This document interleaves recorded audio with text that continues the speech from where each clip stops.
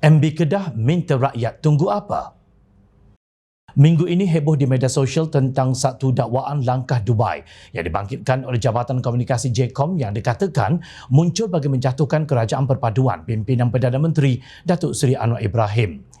Langkah tersebut timbul ketika pertemuan pemimpin Perikatan Nasional PN termasuk pemimpin kerajaan di Ibu Kota Emirat Arab Bersatu UAE baru-baru ini dan ia melibatkan sokongan tokoh politik berpangkat Tun yang bekerjasama dengan pihak pembangkang dikatakan menggunakan sumber asing untuk meruntuhkan pentadbiran kerajaan. Namun dakwaan tersebut ditangkas dan dibidas serta ditepis oleh beberapa pemimpin pembangkang yang mendakwa ia hanya rekaan cerita dongeng untuk menutup kegagalan kerajaan Madani. Terkini Menteri Besar Kedah Datuk Seri Muhammad Sanusi Mak Nur yakin langkah Dubai akan menjadi kenyataan namun tidak boleh mendedahkan butirannya. Beliau mendakwa kononnya pemimpin Kerajaan Perpaduan pada ketika ini ibarat takut pada bayang-bayang sendiri kerana tahu akan kehilangan kuasa pemerintahan. Menurutnya kejatuhan kerajaan akan berlaku menerusi peralihan sokongan ahli parlimen dan tindakan itu tidak menyalahi perlembagaan maupun amalan demokrasi. Proses yang dibenarkan undang-undang boleh dilakukan, yang tidak mengikut perlembagaan tak bolehlah. Perbuatan nyatakan sokongan selari dengan perlembagaan. Ada perkara saya tak boleh dedah tetapi ia akan berlaku. Semua orang yakin, malah mereka juga yakin kerajaan diterajui mereka akan jatuh. Mereka kini sedang kelupur, katanya dalam satu sidang akhbar semalam. Ketua Pengarah Pilihan Raya Perikatan Nasional PN itu berkata kelompongan dalam Akta Lompat Parti menyebabkan peralihan kuasa akan berlaku namun masih dalam garis dibenarkan perlembagaan. Bila ahli Parlimen PN sokong kerajaan, tak siapa bangkang. Kalau sokong Kerajaan Perpaduan digambarkan sebagai tindakan berperlembagaan berdasarkan demokrasi, maka tindakan sebaliknya juga dianggap biasa. Kalau mereka boleh ambil 5 ahli Parlimen PN, kita ambil 10 daripada mereka, takkan marah. Kalau sokong mereka tak apa, kalau tak sokong takkan tak boleh. Itu proses biasa demokrasi dan dibenarkan dalam perlembagaan.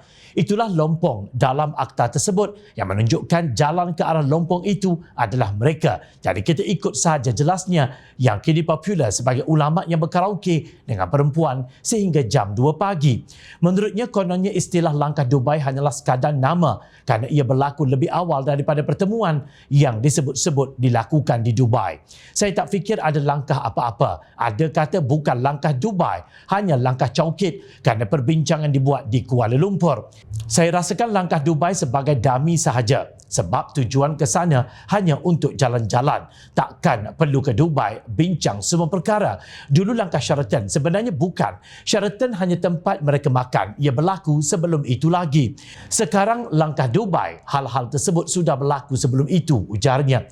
Mengulas kenyataan Perdana Menteri Datuk Seri Anwar Ibrahim bahawa Kerajaan Perpaduan tidak terkesan dengan langkah Dubai yang didakwa digerakkan pemimpin pembangkang untuk menjatuhkan kerajaan sedia ada. Muhammad Sanusi tidak berhasrat mendedahkan perkara tersebut dan rakyat hanya perlu menunggu ianya berlaku.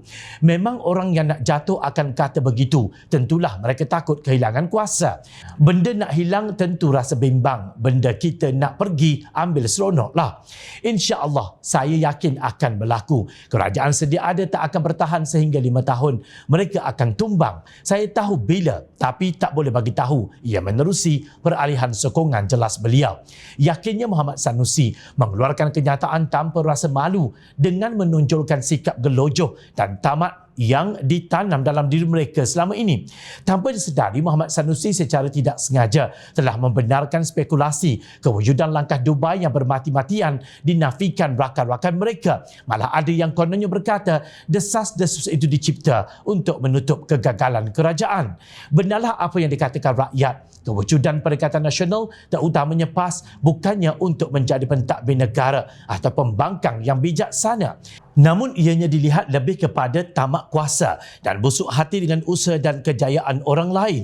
Siang malam kerjanya meratip tebuk atap. Jika dilihat Muhammad Sanusi berkaraoke dan menggeletis dengan 3 orang gadis yang memakai nikab yang lebih mesra dipanggil wala untik, serta berkaraoke dengan seorang wanita sehingga jam 2 pagi, apa kesungguhan Menteri Besar Kedah itu dalam membina negara yang anda nampak?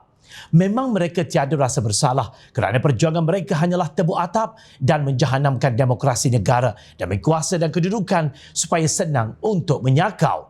Perjuangan mereka bukan untuk rakyat. Noktah.